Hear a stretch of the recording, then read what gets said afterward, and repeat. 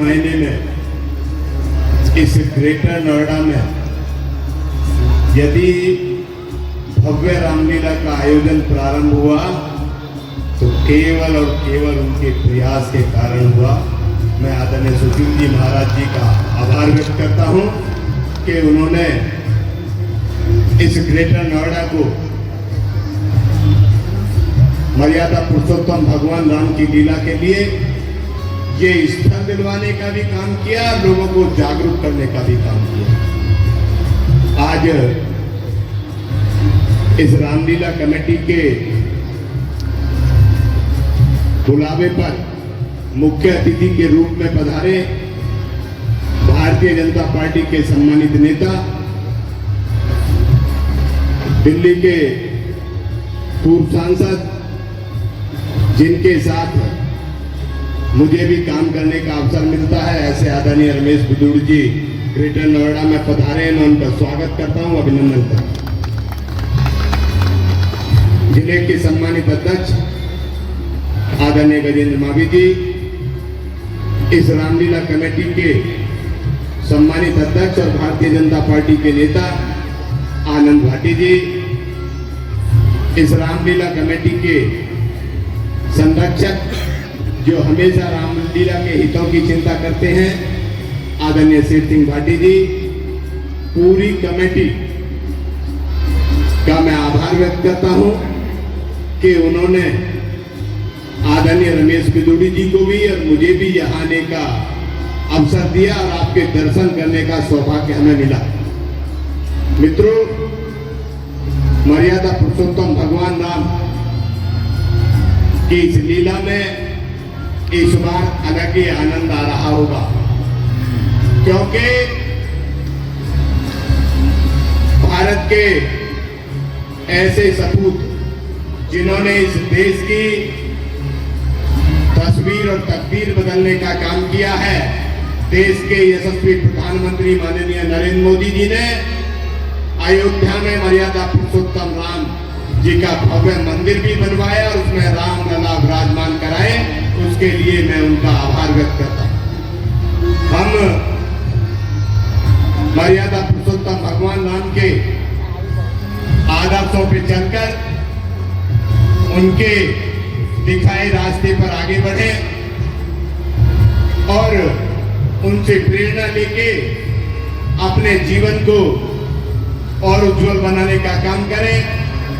मैं इस रामलीला कमेटी में मंचन करने वाले जयपुर से पधारे सभी कलाकार बंधुओं का भी आभार व्यक्त करता हूं कि वो यहाँ आकर हम सबका इस मंच के माध्यम से बहुत अच्छा सम्मोहक जो प्रस्तुतिकरण करते हैं, उससे उस मनमोहक प्रस्तुतिकरण से हम सब आनंद लेते हैं।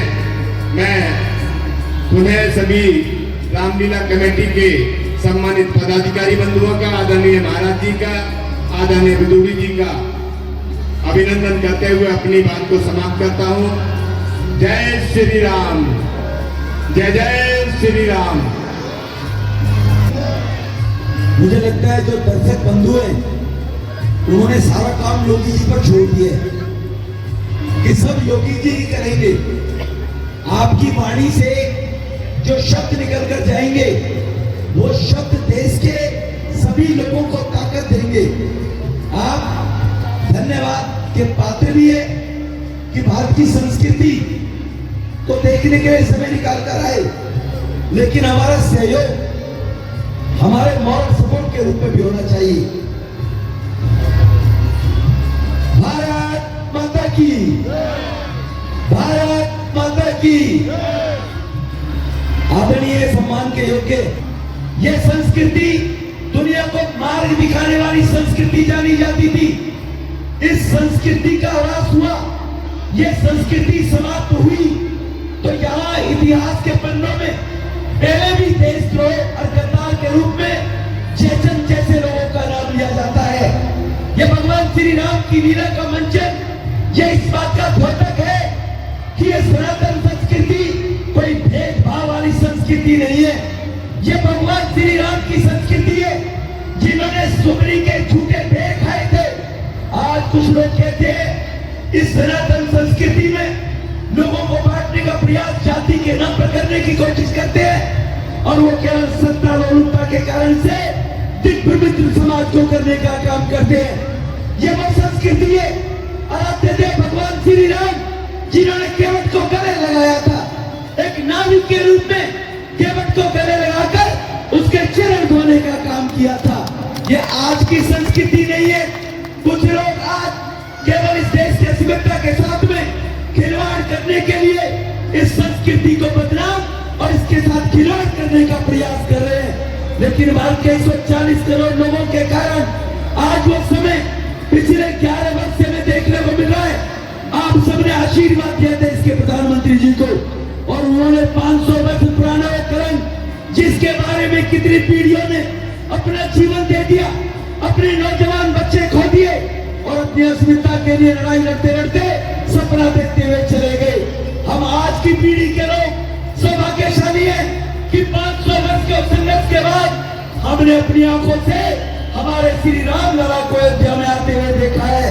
हमारी वो 500 साल की हमारी पीढ़ियां जो खप गई उनका कहीं न कहीं आत्मा की शांति के लिए हमारे यहाँ के उत्तर प्रदेश के लोकप्रिय मुख्यमंत्री नहीं बनाया जा सकता योगी जी को कि जिनके कारण से आज देश के हर कोने में सबकी आस बन गई है।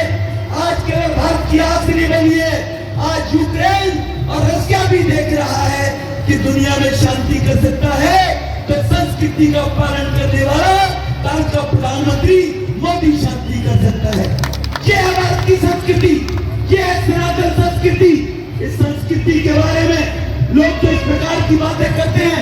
हरियाणा के लोगों को धन्यवाद देना चाहूंगा, उन्होंने बता दिया कि आप कितना भी नैरेटिव फैलाने की कोशिश करो, आप इस संस्कृति को तोड़ने के लिए कितना भी जातियों में बांटने की कोशिश करो, लेकिन जब भगवान श्री राम की लीला का मंचन प्रतिवर्ष मंचों पर होगा तो वो अपने बच्चों को दिखाएंगे कि ये संस्कृति है जो सबरी के झूठे पेट खा रही है। ये वो संस्कृति है, समाज सबको साथ लेकर चलने वाली संस्कृति। इसलिए भाइयों मैं पुनः आभार व्यक्त करता हूँ धार्मिक रामलीला कमेटी के सभी पदाधिकारियों का। कुछ का मैं नाम नहीं ले पाया हूँ, मुझे सौभाग्य प्राप्त होता है आप सबके दर्शन करने का, लेकिन आप भी जागना पड़ेगा, आपको भी थोड़ा चलना पड़ेगा। सबका साथ सबका विकास केवल शब्दों से नहीं होता है, हम सबको भी राम से बड़ा राम का नाम, क्योंकि आपने भगवान श्री राम की लीला देखनी है उस प्रकरण के बारे में भी मैं बता देता। भगवान श्री राम का नाम लेने से ही हमारा जीवन धन्य हो जाता है।